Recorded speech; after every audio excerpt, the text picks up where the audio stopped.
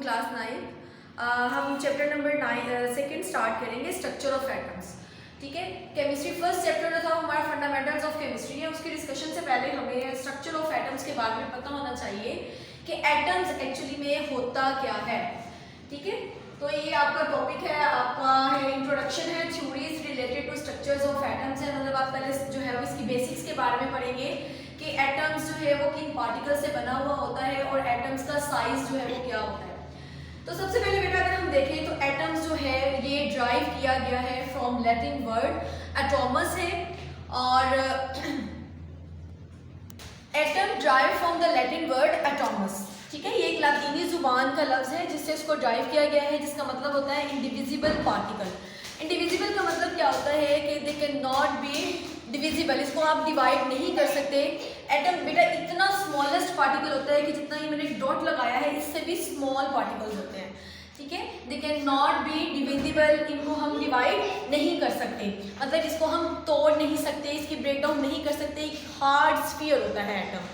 ठीक है, तो ये atom derived from the atoms, that is Latin language and it means invisible particles.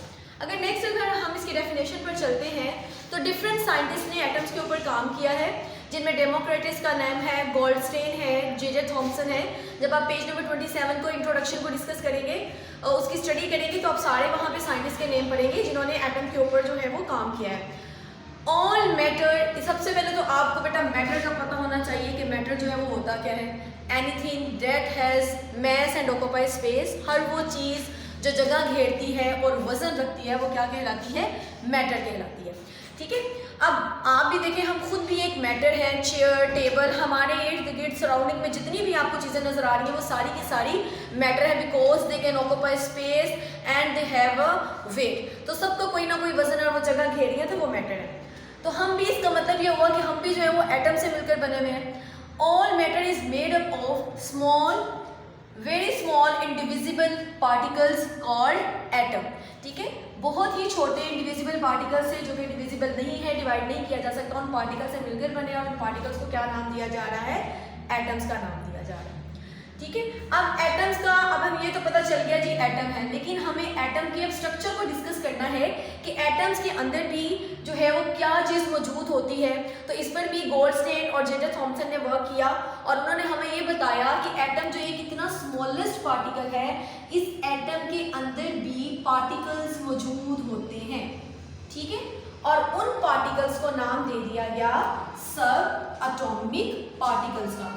सब का मतलब होते हैं, मतलब एटम को अगर मैं डिवाइड करूँ तो एटम में भी मजीद आगे जो है वो कुछ पार्टिकल्स होंगे, सब एटॉमिक पार्टिकल्स। और उन सब एटॉमिक पार्टिकल्स में क्या है, एटम के अंदर इलेक्ट्रॉन्स भी होते हैं, प्रोटॉन्स भी होते हैं, न्यूट्रॉन्स। दीज आर सब एटॉमिक पार्टिकल्स। आपको यहाँ पे क्वेश्चन पूछा जा सकता है, राइट द नेम्स ऑफ सब एटॉमिक पार्टिकल्स ऑफ एटम्स। तो वो ये है इलेक्ट्रॉन, प्रोटॉन, न्यूट्रॉन, जो कि एटम के अंदर मौजूद होते हैं।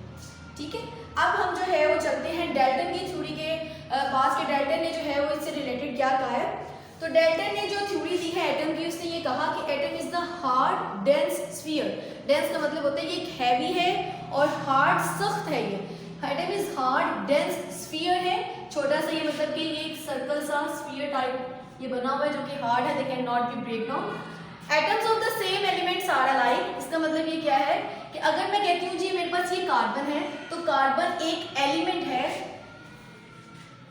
अब एलिमेंट्स जिन एटम से मिलकर बना हुआ है वो कार्बन के तमाम एटम्स जो है वो सेम होंगे। Atoms of the same element are alike. ये चीज मैं आपको एक जो है वो ड्रॉ करके देती हूँ। एटम्स जो हैं वो मिलकर एलिमेंट्स बनाते हैं, एलिमेंट्स मिलकर मॉलिक्यूल बनाते हैं और मॉलिक्यूल मिलकर कंपाउंड बनाते हैं। तो वो ये चीज कहता है कि जब एलिमेंट्स बनते हैं तो एलिमेंट्स जिन एटम से मिलकर बनते हैं दे आर सेम। वो हमारे पास एटम्स क्या होते हैं, सेम होते हैं। ठीक है, तो ये चीजें जो है वो डाल्टन बता रहा है, क्योंकि डिफरेंट साइंटिस्ट ने डिफरेंट वर्किंग की है एटम्स के स्ट्रक्चर के ऊपर, तो हर एक ने अपनी थ्योरी को रिप्रेजेंट किया है। ये डाल्टन की थ्योरी थी, atom is hard and sphere, atoms of the same elements are alike. अब थर्ड उसकी कैरेक्टरिस्टिक्स क्या है, atoms combine in different way to form compound, के डिफरेंट टाइप्स के एटम जब आपस में जुड़ते हैं तो वो एक कंपाउंड बना देते हैं। लाइक अगर ये मेरे पास एक सी का कार्बन का एटम है, दूसरा मेरे पास ऑक्सीजन का एटम है, तो जब ये आपस में मिलेंगे तो ये देखो एक डिफरेंट कंपाउंड बना रहे हैं। दोनों अलग अलग थे, लेकिन जब दोनों एटम्स आपस में कंबाइन हुए तो उन्होंने एक कंपाउंड बना दिया। इसी तरह से डिफरेंट टाइप्स ऑफ एटम्स आप लोगों ने 8th क्लास में भी देखी, इक्वेशंस देखी, आपने डिफरेंट कंपाउंड को स्टडी किया, जैसे सोडियम सल्फेट को आपने देखा। तो देखो इसमें हमारे पास सोडियम भी है, 2 सोडियम के एटम्स हैं, 1 सल्फर का एटम है, 4 ऑक्सीजन के एटम्स हैं। तो ये डिफरेंट कम्बिनेशन के साथ एक दूसरे के साथ अटैच हो रहे हैं और ये डिफरेंट कंपाउंड्स बना रहे हैं। ओके, तो ये हमारे पास डाल्टन की थ्योरी थी। उसके बाद बेटा हमारे पास आ जाता है कि अभी हमने सब एटॉमिक पार्टिकल्स को डिस्कस किया, जिसमें हम लोगों ने पढ़ा इलेक्ट्रॉन, प्रोटॉन एंड न्यूट्रॉन के बारे में। न्यूट्रॉन की डिस्कवरी अभी बाद में जो है वो मेंशन की जाएगी, लेकिन अभी यहाँ पे सिर्फ आपको प्रोटॉन और इलेक्ट्रॉन के बारे में बताया जाएगा। अब प्रोटॉन क्या होते हैं और इलेक्ट्रॉन क्या होते हैं, ये इंपॉर्टेंट शॉर्ट क्वेश्चन है, most important short question of this chapter. Right a difference between electron and proton. तो आपने क्या करना है बेटा, ये मैंने 2 पॉइंट्स जो है वो इसमें बना दिए, आपने भी एज इट इज इसमें कर लेना है। इन 1886, ये सबसे पहले तो बहुत इंपॉर्टेंट एमसीक्यू है, who discovers the proton? In 1886 Goldstein is the name of the scientist who discovers the proton. ठीक है, इन 1886 गोल्डस्टेन डिस्कवर्ड प्रोटॉन। इसके ही कंपैरिजन में आप इलेक्ट्रॉन पर चले जाएं। इन 1897 J Thomson discovered electron. J Thomson ने इलेक्ट्रॉन को डिस्कवर किया, गोल्डस्टेन ने प्रोटॉन को डिस्कवर किया। या आपने बुक पे साथ साथ मार्क करना है, पेज नंबर 28 पे ये थ्योरीज रिलेटेड एक्सपेरिमेंट है कैथोड रेज से पहले, तो वहां पे आप जब इसको रीड आउट करोगे तो आपने हाईलाइट कर लेना है इसको। सेकेंड पॉइंट इसने क्या दिया, it is positively charge particle. तो इससे हमें क्या पता चला कि प्रोटॉन के ऊपर हमेशा कौन सा चार्ज होगा, पॉजिटिव। और electron it is negatively charge particle, it means electron पर हमेशा कौन सा चार्ज रहेगा, नेगेटिव।